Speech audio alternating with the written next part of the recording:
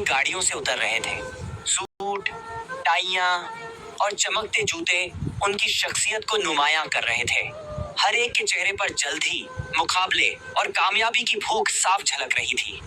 उसी भीड़ में एक नौजवान खामोश कदमों से चलता हुआ इमारत के केंद्रीय दरवाजे पर पहुंचा। कंधे पर पुराना सा बैग, कपड़ों पर हल्की सी शिकने और जूते इतने घिसे हुए जैसे बरसों से सफर करते चले आ रहे हों। उसका नाम आर्यन था। किसी ने उस पर तवज्जो न दी क्योंकि उनकी निगाहों में वह बस एक मामूली मजदूर लग रहा था। लेकिन हकीकत यह थी कि आर्यन आम नहीं था। वह उसी कंपनी का असल वारिस और आने वाला मालिक था। बाहर के मुल्क से तालीम पूरी करके लौटा था। बड़े इदारे में इंटर्नशिप भी की थी, मगर अपनी असलियत छुपा ली। उसने फैसला किया कि अगर उसे क़ियादत संभालनी है तो सबसे पहले यह जांचे कि उसकी टीम हकीकत में कैसी है। कौन ईमानदार है, कौन चापलूस और कौन अपनी कुर्सी के नशे में इंसानियत को भूल चुका है। इसीलिए उसने खाकरूब का भेस अपनाया। हाथ में झाड़ू पकड़ा, कमर झुकाई और इमारत के अंदर कदम रखा। दरवाजे के भीतर दाखिल होते ही उसे तेज कदमों की आहट सुनाई दी। एक औरत हाई हील पहने उसकी तरफ बढ़ रही थी। उसका नाम संजना था। कंपनी की असिस्टेंट मैनेजर, सख्त मिजाज, रौबदार और अपने मातहतों पर धौंस जमाने में मशहूर। उसकी निगाहें आर्यन पर पड़ते ही तेज हो गईं। उसने ऊपर से नीचे तक उसे घूरा और सख्त लहजे में बोली, यहाँ क्यों खड़े हो? फौरन सफाई करो, ये जगह तुम्हारे खड़े होने की नहीं है। आर्यन ने सर झुका लिया। लम्हा भर के लिए दिल में चुभन सी उठी, मगर चेहरे पर सुकून रखा। खामोशी से झाड़ू उठाया और कोने की तरफ बढ़ गया। उसके लिए यह जिल्लत बर्दाश्त करना आसान नहीं था, लेकिन वह जानता था कि असल मकसद कुछ और है। यह खेल नहीं, बल्कि एक बड़ा इम्तिहान है जिसमें कामयाब होना जरूरी है। संजना ने जाते जाते तंजिया अंदाज में कहा, यहाँ सफाई करने वाले पुराने खाकरूब की तरह सुस्ती मत दिखाना, वरना ज्यादा दिन नहीं चल सकोगे। उसके अल्फाज सुनकर इर्द गिर्द के कुछ मुलाजिम मुस्कुराए। किसी ने जेर लब हंसी छुपाई और कोई अपनी फाइलों में मुंह आकर निकल गया। किसी ने सोचा भी नहीं कि जिसे वे मामूली खाकरूब समझ रहे हैं, वही कल उनकी तकदीर का फैसला करने वाला है। आर्यन ने झाड़ू जमीन पर फेरा। दिल में अहद किया कि वह सब कुछ देखेगा, सहेगा और फिर वक्त आने पर सच सबके सामने लाएगा।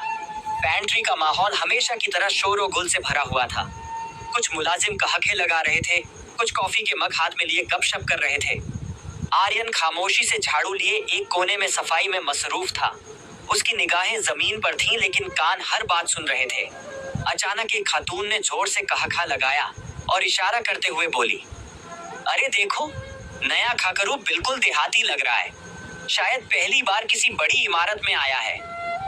उसके साथ बैठी दूसरी लड़की ने फौरन जुमला कसा, हाँ बिल्कुल, लगता है लिफ्ट का बटन दबाना भी नहीं आता होगा। दोनों के साथ बैठे एक और मुलाजिम ने और तौहीन करते हुए कहा, कल को ये कहीं हमारे साथ कैंटीन में बैठकर खाना न मांगने लगे।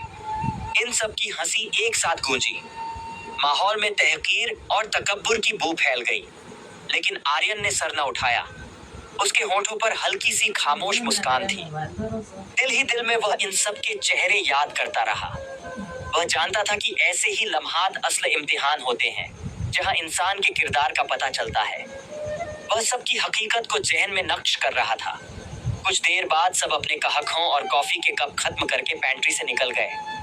आर्यन अब भी सफाई में मसरूफ था। उसके अंदर कहीं गौसे की हल्की चिंगारी जरूर सुलग रही थी, मगर उसने अपने दिल को ठंडा किया। वह जानता था कि अगर जज्बात में आ गया तो पूरा मंसूबा जाया हो जाएगा। उसे सब्र और हिकमत के साथ आगे बढ़ना था। शाम ढलने लगी। दफ्तर के दरवाजे के बाहर रोशनियों के दरमियान एक चमकती हुई कीमती गाड़ी आकर रुकी। आर्यन ने दूर से देखा कि संजना फोन कान पर लगाए गाड़ी में बैठ रही है। उसके चेहरे पर गरूर और अंदाज में तकब्बुर नुमायां था। करीब खड़े सिक्योरिटी गार्ड ने दरवाजा खोला और वह मुस्कुराकर अंदर बैठ गई। फोन पर उसके अल्फाज आर्यन के कानों तक पहुंचे, हाँ हनी, आज रात मुझे एक 5 स्टार रेस्टोरेंट ले जाना। मैं कोई सस्ता सा कैफे बर्दाश्त नहीं कर सकती। आर्यन ने लम्हा भर के लिए उस मंजर को गौर से देखा, फिर आहिस्ता से अपनी निगाहें झुका लीं। उसके दिल में एक ही ख्याल आया, ये गुरूर ज्यादा दिन नहीं चलने वाला। ताकत और हैसियत इंसान को हमेशा नहीं बचा सकती। एक दिन सच्चाई सबके सामने आएगी। वह खामोश कदमों से इमारत से बाहर निकला।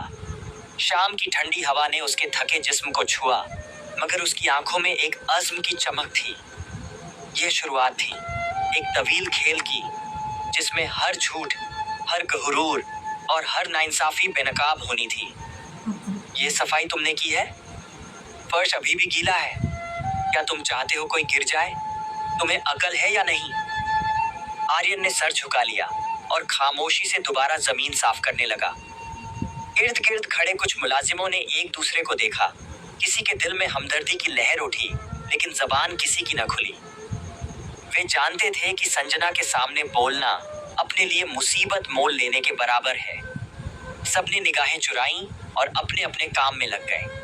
इन्हीं दिनों आर्यन की मुलाकात एक सीनियर खाकरू फिरोज से हुई। फिरोज बरसों से कंपनी में था।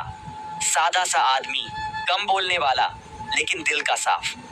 वह हमेशा मेहनत करता और कभी किसी से झगड़ा नहीं करता था। मुलाजिम अक्सर उसका मजाक उड़ाते। कोई उसे बुजुर्ग खाकरूब कह देता तो कोई उसके कपड़ों पर तंज कसता, मगर फिरोज ने कभी बुरा न माना। आर्यन को फिरोज में एक अलग रोशनी नजर आई। वह उसके साथ सफाई करते हुए बोला, भाई, तुम इतने बरसों से यहाँ हो, कभी बुरा नहीं लगता जब लोग तुम्हें यूं बेइज्जत करते हैं? फिरोज मुस्कुराया और बोला, बेटा, इज्जत देने वाला ऊपर वाला है। ये लोग जो आज हंसते हैं कल भूल जाएंगे, मगर अगर हम अपना काम ईमानदारी से करें तो दिल मुतमिन रहता है। यह बात आर्यन के दिल को छू गई। उसे एहसास हुआ कि यह शख्स जाहिरी तौर पर कमजोर जरूर है, मगर असल में सबसे मजबूत है। खाने के वक्त फिरोज अक्सर अपनी रोटी बांट देता। एक दिन उसने आर्यन को आधी रोटी देते हुए कहा, ले भाई, तुम भी खा लो, मैं अकेला हूं, मेरा गुजारा आसान है। तुम जवान हो, तुम्हें ज्यादा ताकत चाहिए। आर्यन की आंखों में हल्की नमी आ गई। उसने दिल में सोचा कि अगर इस कंपनी में किसी को सबसे पहले इंसाफ मिलना चाहिए तो वह फिरोज है। वह उसके किरदार की मजबूती और दिल की नरमी का कायल हो गया।